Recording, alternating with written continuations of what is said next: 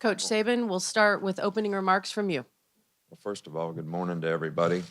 I'd like to first of all thank Bill Hancock and college football playoff staff for creating a great venue, probably one of the best venues in college football relative to players, competition, rewarding teams that have had a great season. City of Tampa has been a great host here for the couple days that we've been here, and we certainly appreciate that. I know both teams have worked very hard all year and certainly very deserving to have the opportunity to play in this game, and we certainly look forward to it. I appreciate the effort that our team has put in from the very start of the season, all the way through the season, in the off season, to give themselves an opportunity to have a chance to play in this game against a very good Clemson team. Coach Swinney, your opening remarks. Yeah, I just congratulate Coach Saban and University of Alabama for just another great year. I told him back in March that we'd see each other in Tampa again, and kind of neat to be here, but what a phenomenal job they've done. And really proud of our team to have the opportunity to get back here, and it's been a fun journey. Really great leadership all year long, and here we are. This is where we wanted to be, and very thankful for the opportunity that we have, and very appreciative of all the folks who work so hard to make this a great experience for these young people. This is something that both teams will carry with them forever. It's a great moment. Tampa's been awesome. It really has. Some of the people complain about the weather last day, but hey, we had snow up in Clemson, so it's been just fine here. This has been it's been great. But looking forward to a great Monday night of competition. And again, hats off to Bill Hancock and Michael Kelly and the job that they've done and really pulling all this together. And again, making it a great overall experience. Looking forward to a great game. We'll now open it up for questions. Again, as a reminder, let us get you the mic. Please give us your name and affiliation. We're going to start right over here in the middle. Morning, guys. Rick Carley, Fox 6 in Birmingham. This is to Nick. Do you expect Dabo to maybe pull off any surprise plays against you tomorrow night, maybe perhaps an onside kick or two? Well, look, Dabo does a great job. They have a great coaching staff. They've done a great job of recruiting a lot of good players, and they've done a great job of developing those players. And systematically, what they do on offense, defense, and special teams are very, very challenging. And I think that we need to be ready for whatever might happen and whatever the situation might be. And but I think even without any new wrinkles, it's been a very challenging week for us in terms of our team getting ready for what they do, because they do a fantastic job. We're going to stay in the middle over here. Next section over. Tommy Dees, Tuscaloosa News. Dabo, you just said that you told Coach in March that you'd see him here. What did each of you think you had coming into this season when you looked at your team, back before the season began? And what were your concerns, and how do you think you've overcome them? Well, for me, I felt like that we're a young team. We've got about 22 seniors and juniors on our roster. We're mostly a freshman, sophomore roster. Played a lot of freshmen last year, so I knew we were going to have a very strong sophomore group. And then the seniors and juniors that we did have were very impactful people, incredibly committed to our program, to the way we do things, to the standard in our program. And guys like Deshaun Watson and Ben Boulware and Mike Williams, Wayne Gallman's, Carlos Watkins, Jay Guillermo's, Jadar. I mean, these were very impactful leaders. And I could just tell right out of the gate from the very first meeting that we got back that these guys were locked in. And I think they had an experience to draw upon that no other team I've had has had as far as, what it takes. And I was excited about the leadership and the talented young players that might mix in. I knew we had a guy like Dexter Lawrence coming in that I thought may have a chance to help us early. The chemistry that I saw develop in the spring and carry over into the summer, the accountability. So those are things that I was excited about, but most of all, Deshaun Watson. I mean, I felt like he was the best player in the country coming back, and the type of worker he is and leader. You always got a chance when you can surround a great quarterback with a good cast. And, that's the biggest question was whether or not we were going to be able to pull it all together defensively because we did lose, 7 or 8 guys to the NFL. But I'm proud of these guys because, we got it done to get here and want to try to finish. Stay here in the middle. Leo Haggerty, Night Sports Production at Sports Magazine here in Tampa. Coach Swinney, when we talked this year, you talked last year how the way the bye week and the scheduling was, you came in a tired football team. The bye week this year and the scheduling helped you a little better? Oh, yeah, there's no question.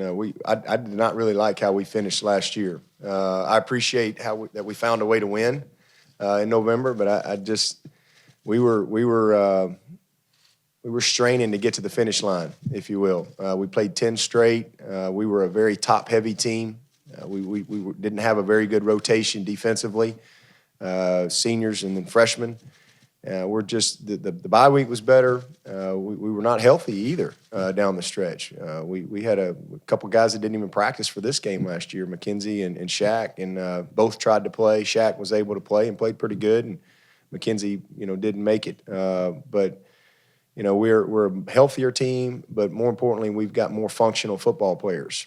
We're competitively built differently from a depth standpoint than we were last year. And I think that's always the position you want to be in as a coach because it just brings a different edge to your meetings, your practice, everything. And, last year we didn't quite have that, and this year we do. I like where we are as a team. And hopefully we can play our best 4 quarters tomorrow night. We're going to come to our far right. Aaron Brenner from the Post and Courier. Coach Saban, having built the kind of program you've built at Alabama and knowing Dabo, what have you seen in Clemson, the way they've gotten back to the title game 2 years in a row, and what you see from them in the future? Well, I think Clemson and what Dabo has done with his program there is, one of the top college football programs in the country.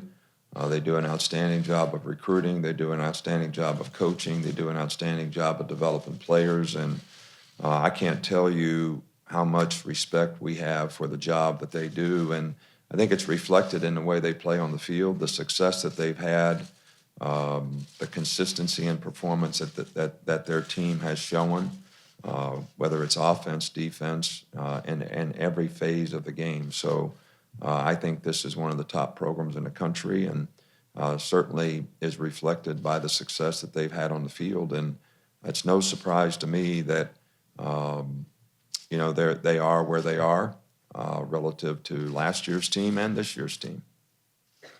We're going to go all the way over to the far, far right, standing in the back. Back here. Good morning, Dabo. Nick, Bill Roden from ESPN's The Undefeated. I just had a question for each of you. You each have very diverse coaching staffs. And I was wondering, do you think in the next 10 to 15 years, you're going to see a larger group of a pool of talent? Since there are so many young, black players coming in, do you think you'll see a larger pool of talent coming into the coaching ranks, head coaching ranks? And sort of what do each of you do to sort of encourage that and mentor that?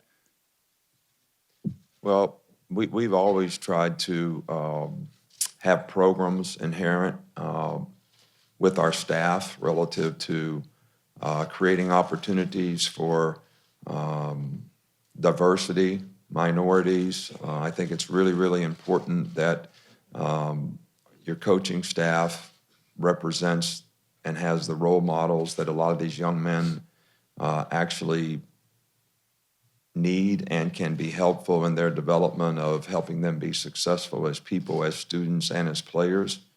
So we have created a lot of positions, and I think sometimes to the point where a lot of administrators, say, why do you need all these people? And whether they're interns, graduate assistants, people that you can develop in the program so that they can gain experience and knowledge and come up through the ranks, I think it's very important that we make a commitment to that. And the way our rules are in the NCAA relative to only having 4 graduate assistants allowed on the field other than your full-time staff makes it a little more challenging to have an opportunity to do that. But I think it's really, really important that we all do that. Yeah, I agree with that. And one of the things that I really want for our players is I want them to know that, they can come to Clemson and not just score touchdowns and be an All-American on the football field, but they can be an AD at Clemson. They can be an offensive coordinator, a defensive coordinator. Tony Elliott, who played for me, is our offensive coordinator and calls the plays, does an unbelievable job. And I think that's a great message to those guys. Now you got to, nobody's entitled to anything. You've got to earn it, and it's the same thing if you look at our, Jeff Davis, who's I always say he's kind of the Joe Namath of Clemson, if you will. He's in the Hall of Fame, in the College Football Hall of Fame. He was a captain of the national championship team. Unbelievable guy. He's in the Ring of Honor, but he's one of our athletic directors. And, his role is critical. And so I think when we have a very diverse staff, and I believe in hiring great people regardless. And but I'm very conscious we have a ton of former players in our organization, a ton, probably 18 plus. And I think that's a great message for our team. And again, same thing. It's great when you have opportunities, whether they're GAs or full-time coaches or player development guys or whatever, but to create these paths for them to grow and nurture them so that they have opportunities to be great coaches or whatever it is their path is in this business. Right over here on to your right in the middle. Stuart Mandel from Fox Sports for both of you. The turnaround from the semis to the championship this year was 2 days shorter. What adjustments did you have to make, and how does it compare to a game week during the season? I think that this year's turnaround was probably a little closer to what a normal regular season would be relative to the number of practice days you have for a game. It's more challenging preparation that way. But at the same time, I think the routine for the players is probably a little more satisfying. Last year, it was a little bit of a tough management with the number of time you had between the season and the first playoff game and then the time we had from the playoff game. And I thought our team was a little bit tired. We played a little bit tired in the game last year. Didn't seem like we had the juice. Maybe we practiced a little bit too much. Maybe it was just a little bit too much for them. Seems like this year, because the games were closer together, that really wasn't as much of an issue. I agree. I thought we had great prep for Ohio State. We actually had a couple extra days built into that schedule, and it just seemed I think we managed that very well. It was a little bit more of a challenge for us as coaches because last year we did play on Friday down here in the Orange Bowl, and we just kind of had a day to get back on Saturday, get situated, and then we had a full day Sunday as a staff to kind of get going, brought the players in on Monday. Really didn't change much for the players as far as, they still came back on Monday, but the big difference was we played on Saturday night. We did not get back until between 9 and 10 o'clock Sunday night. So coaches, we had to kind of make the plane our office, if you will, coming back. Players were able to sleep and rest, but I think it's been good. I think at this point, less is more. These guys just prepared almost a month for one game, and the biggest thing is getting these guys mentally and physically ready to go. You study the opponent and you try to put a good plan together, but we pretty much have treated it like a normal week and have tried to be smart with the amount of time we've spent on the field. Take our next question from one section over in the middle still. Chase Goodbread with NFL.com. I wanted to ask both of you about the new agreement between the AFCA and the NFL where a handful of underclassmen are going to be allowed to participate in pro days in the spring. What kind of impact, positive, can that have as far as the draft committees providing better draft grades and helping those players maybe make a better decision in the winter when it's time? I'll give Coach Saban credit for that because he actually called me, I guess it was maybe back in the spring, and we actually he put together a conference call of 4 or 5 coaches, and because there were some issues and some problems, and he can speak to it in a little more detail, but it was frustrating. It was frustrating when you have a young man that gets a second-round grade and he doesn't get drafted. Or it's frustrating when you have a guy that gets a 7th-round grade and comes out and goes in the 2nd round. The consistency in the evaluation, it was an area of concern for us as coaches. And, and then from the NFL side, it's like, well, we don't have enough time to get the amount of information. And so, Coach Saban kind of spearheaded that and to where, okay, let's let them come in and do some evaluation as juniors. So they have that, and then evaluate those guys throughout the season because they're technically not supposed to watch them. So I think that it's a good change, and hopefully can, it's sad when you see 100-something guys come out and, half or almost more than the half don't even get drafted, and they're walking away from, an opportunity to continue. This is a developmental sport, an opportunity to continue to develop and compete, and the NFL doesn't like it because now their pool for the next year isn't as ready. So, I give Coach Saban a lot of credit for that. And I think the philosophy here is the more information that the NFL can get on players, the more accurate they can be in evaluation. And I think that players are trying to make a business decision after 3 years in school, business decision being, where will I get drafted relative to if I stayed in school, where could I develop and get drafted a year from now and have a better opportunity for myself? Because once you enter the draft, you can't improve your draft status. But if you stay in college, you can improve your draft status dramatically. Well, if you get the right information to start with, you're going to be a first-round pick or a second-round pick that can't really enhance his draft status that much, then you can make a good business decision. But when you get misinformation, which there's probably been too much of, then it makes it difficult for us to give the player the right information, and it makes it difficult for the player to trust that he's getting the right information wherever it came from. Not that he doesn't trust his coach, but the information that he's getting may not be accurate. And I think the whole philosophy here is to try to get the right information so people can make good business decisions. We're going to go to the far left of the left middle section right there. Mike Bianchi, Orlando Sentinel. Coach Swinney, talk about your days at Alabama as a walk-on and how that helped make you the man and the coach that you are. Yeah. Well, I always tell everybody I was a crawl-on. I was one notch below a walk-on.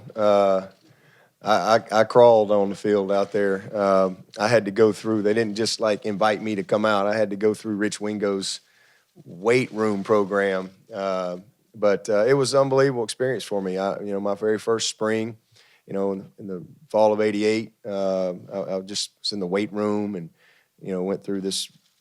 They'd put us all in jail today, this program. But to get to go out that spring and be a part of the Crimson Tide was unbelievable for me.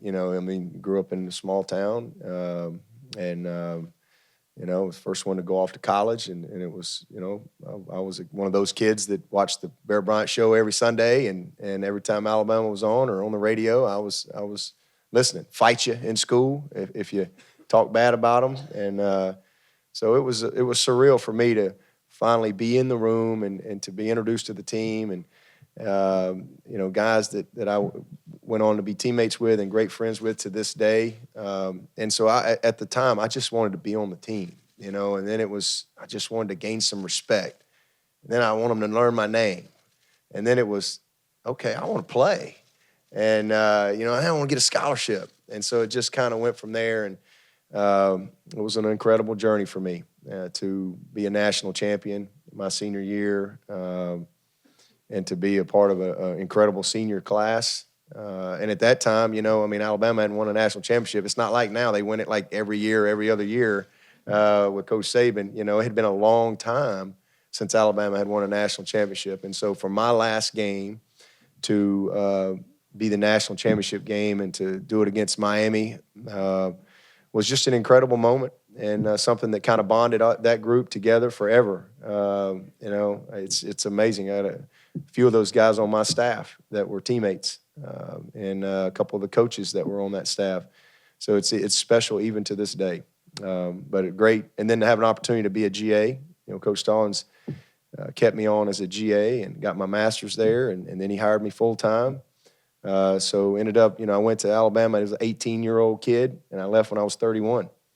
So just an incredible experience. I wasn't happy to leave. I was mad at the time. I was not happy. But, God had a plan for me, and he knew what I needed. And, I needed to go. I'd never lived anywhere but the state of Alabama. And to have to pack up my family and move to South Carolina and to Clemson, it was great for my family. And the grandparents didn't like me very much, taking all the kids away. But it was a great opportunity to, kind of have a new chapter and learn different things and be exposed to different things. And now I just finished my 14th year at Clemson. So it's been a blessing all the way through.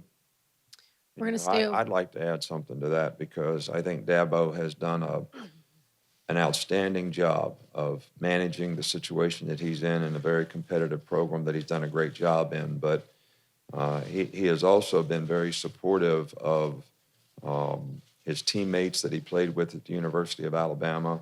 Coach Stallings, Coach Stallings does a lot to try to raise money for RISE. Dabo comes back. We both sort of try to do everything that we can do to support that and help that. So I really appreciate the way he has, managed his loyalty to his alma mater, but done a great job at Clemson at the same time and never seems to be in conflict. We're going to stay in the far back left.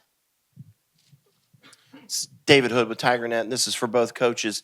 There's so many distractions and media opportunities in both playoff games. When you walk off of this podium today, what sense of relief will you feel, or how much relief will you feel that the talking for all of the playoff is finally over and you can just go back to your teams and your coaches and finish up your preparations for a bowl game? I don't know that you really feel any sense of relief. I think that what you do, what the media does, creates a tremendous amount of interest for college football and college football players. And I think that's what makes this venue a great venue for the competitors and the players that are in the game.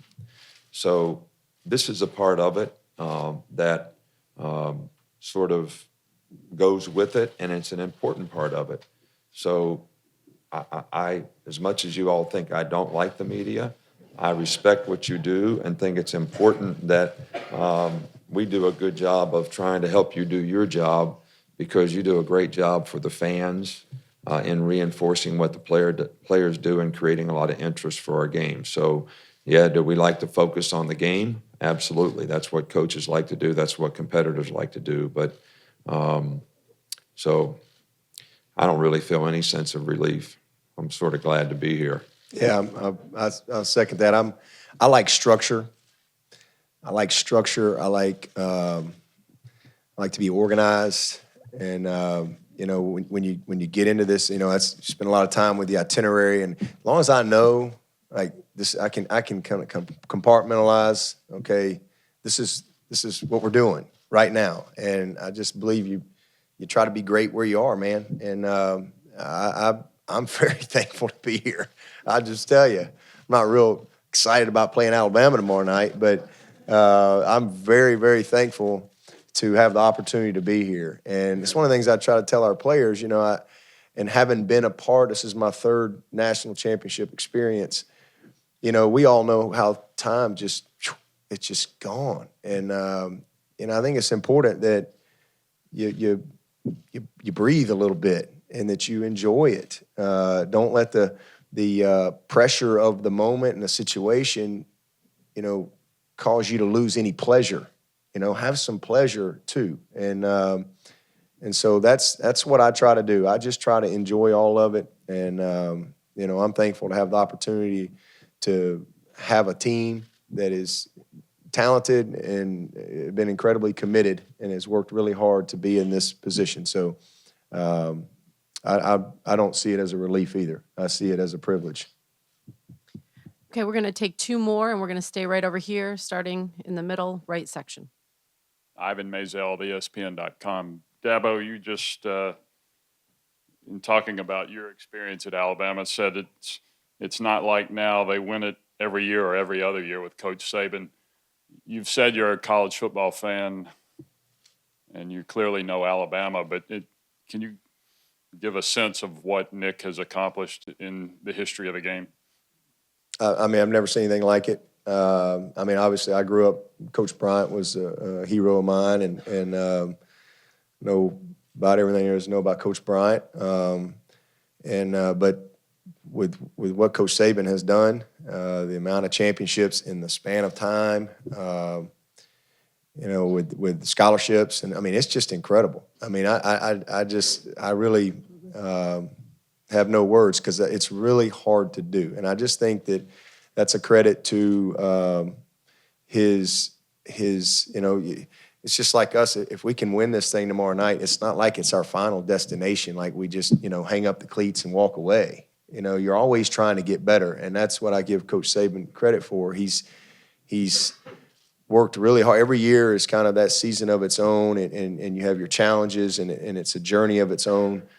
But to be able to regroup and create that edge and meet those challenges, continue to manage your staff and your roster and compete at the highest level, it's just unbelievable what has happened. And, he came there. Obviously Alabama was kind of in a state of flux when he got there. Almost went with him, actually. But he has brought a system and a philosophy, and didn't take him long to get it in place, but he's changed college football. He really has been a pioneer and changed a lot of the way things are done in college football and building infrastructure, which I think are great because now you have young people that have a lot more resources. They have a lot more people trying to help them be successful. So just incredible, the run that they've had, no question. We're going to take our last question right over here in the same section, 2 rows in front.